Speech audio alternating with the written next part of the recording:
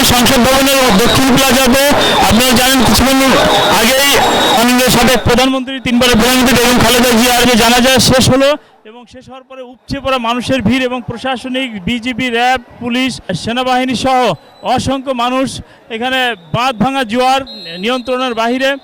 আপনারা দেখতে পাচ্ছেন চারিদিকে 4 স্তরের বেষ্টনী দিয়ে কিভাবে আটকে রাখা হয়েছে। আপনারা দেখুন, আমরা দেখানোর চেষ্টা করতেছি অসংখ্য মানুষ বাঁধ ভাঙা জোয়ারের মতো প্রবেশ করছে এবং আপনারা দেখতে পাচ্ছেন যে এখানে কত আইন শৃঙ্খলা বাহিনী, তারাও এগুলো এখন রক্ষা করতে পারছে না।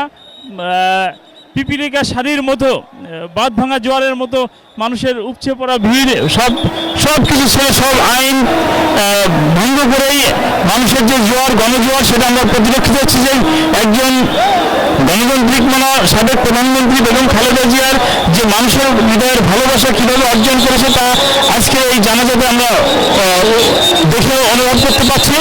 আর এখানে 4 স্তরের যে নিরাপত্তা ব্যবস্থা, আনসার, বিজিবি, পুলিশ সহ অসংখ্য প্রশাসনিক আইন শৃঙ্খলা বাহিনী রয়েছে। তারা এখানে ব্যারিকেড দিয়ে নিয়ন্ত্রণের চেষ্টা করছে। তারপরেও লক্ষ লক্ষ মানুষ এই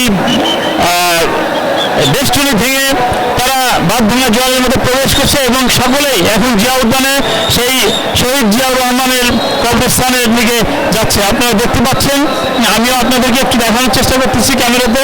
দেখতে পাচ্ছেন এখানে আর্মির অসংখ্য লোকজন, তারা নিরাপত্তার বেষ্টনী দিয়ে যারা নামাজে জানাজার জন্য আসছিল তাদেরকে বের করে দেওয়ার চেষ্টা করতেছে। আমি আপনাদেরকে দেখানোর চেষ্টা করছি, আসলে এত মানুষ এরা না দেখলে আসলে কল্পনা করা যাবে না। আমি দেখানোর চেষ্টা করতেছি আপনাদেরকে। আপনারা দেখতে পাচ্ছেন আমার পাশেই রয়েছেন অসংখ্য আর্মির, যারা নিরাপত্তার বেষ্টনী দিয়ে রেখেছেন। সামনে পিছনের দিকে আছে আনসার, বিজিবি, পুলিশ সহ র্যাব, অসংখ্য আইন শৃঙ্খলা বাহিনী। আমি আপনাদেরকে দেখানোর চেষ্টা করছি, আপনি দেখতে পাবেন। দেখুন, জলদিকে একটু দেখাও, এদিকে দেখাও। এখানে আপনারা দেখতে পাচ্ছেন উপদেষ্টা একটি গাড়ি বের হচ্ছে, এখানে উপদেষ্টা যাচ্ছেন। হ্যাঁ,